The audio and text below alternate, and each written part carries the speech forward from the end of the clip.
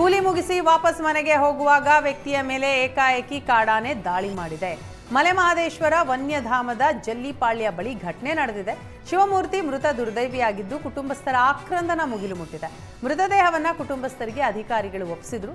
ಈ ವೇಳೆ ಆದಷ್ಟು ಬೇಗ ಕಾಡಾನೆಗಳನ್ನ ಕಾಡಿಗೆ ಓಡಿಸಬೇಕು ಅಂತ ಆಗ್ರಹಿಸಿದರು.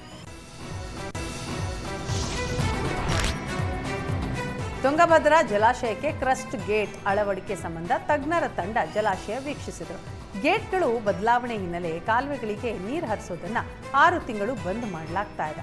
ನೀರಾವರಿ ನಿಗಮದ ತಾಂತ್ರಿಕ ಉಪಸಮಿತಿ ಅಧ್ಯಕ್ಷ ಜಿಟಿ ಚಂದ್ರಶೇಖರಪ್ಪ ನೇತೃತ್ವದ ತಂಡ ಪರಿಶೀಲಿಸಿತು. ತುಂಗಭದ್ರಾ ಎಡದಂಡೆ ಕಾಲುವೆಯಲ್ಲಿ ಹಲವು ತೊಂದರೆಗಳಿವೆ.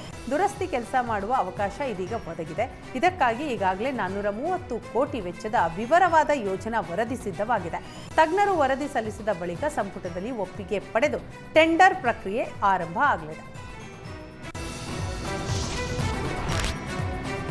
ಶಿವಮೊಗ್ಗದಲ್ಲಿ ನ್ಯಾಷನಲ್ ಹೆರಾಲ್ಡ್ ವಿರುದ್ಧ ಕಾಂಗ್ರೆಸ್ ಕಾರ್ಯಕರ್ತರು ಪ್ರತಿಭಟಿಸಿದರು. ಕಾಂಗ್ರೆಸ್ ಪ್ರೊಟೆಸ್ಟ್ಗಾಗಿ ಹೆಚ್ಚಿನ ಪೊಲೀಸರನ್ನ ನಿಯೋಜನೆ ಮಾಡಲಾಗಿತ್ತು. ಇದೇ ವೇಳೆ ಪೊಲೀಸ್ ಅಧಿಕಾರಿಯ ಮಾಂಗಲ್ಯ ಸರವನ್ನೇ ಕಳು ಮಾಡಲಾಗಿದೆ. ಮಾಂಗಲ್ಯ ಸರ ಕಳೆದುಕೊಂಡ ಎಎಸ್ಐ ಅಮೃತ ಕಣ್ಣೀರು ಹಾಕಿದ್ರು. ಮಾಂಗಲ್ಯ ಸರ ಕಳೆದುಕೊಂಡು ಕಣ್ಣೀರಿಡ್ತಾ ಅಮೃತ ಪೊಲೀಸರು ಅವರಿಗೆ ಸಾಂತ್ವನವನ್ನ ಕೂಡ ಹೇಳಿದರು. ಬೀದಿ ನಾಯಿಗಳನ್ನ ಶೆಲ್ಟರ್ನಲ್ಲಿ ಹಾಕಲು ಸುಪ್ರೀಂ ಕೋರ್ಟ್ ಆದೇಶ ನೀಡಿತ್ತು. ಇದೀಗ ಆದೇಶ ಪಾಲನೆ ಹೆಸರಿನಲ್ಲಿ ಮೂಕ ಪ್ರಾಣಿಯನ್ನ ಅಮಾನವೀಯವಾಗಿ ನಡೆಸಿಕೊಳ್ಳಲಾಗ್ತಾ ಇದೆ. ಸ್ಪಂದನ ಎನ್ಜಿಒ ಒಂದೇ ಶೆಲ್ಟರ್ನಲ್ಲಿ 30 ನಾಯಿಗಳನ್ನ ಕೂಡಿ ಹಾಕಿದ್ದಾರೆ.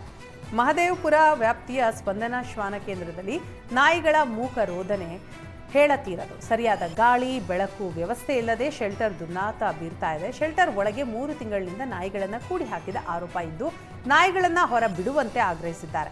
ಕಾಡುಗೋಡಿ ಪೊಲೀಸ್ ಠಾಣೆಯಲ್ಲಿ ಜಿಪಿಎ ಅಧಿಕಾರಿಗಳು ಮಹದೇವಪುರ ಎಬಿಸಿ ವಲಯ ಕೇಂದ್ರದ ಸಹಾಯಕ ನಿರ್ದೇಶಕರ ವಿರುದ್ಧ ಎನ್ಸಿಆರ್ ದಾಖಲಾಗಿದೆ.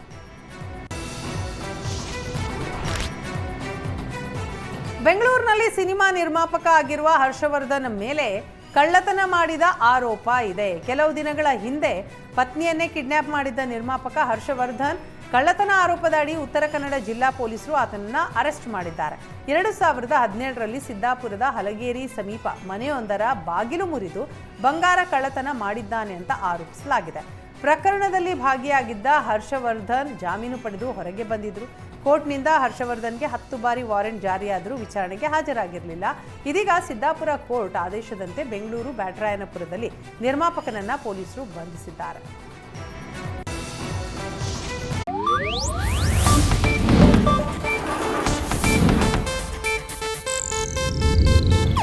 ಇದು ಏಷ್ಯಾನೆಟ್ ನ್ಯೂಸ್ ನೆಟ್ವರ್ಕ್ ಪ್ರಸ್ತುತಿ.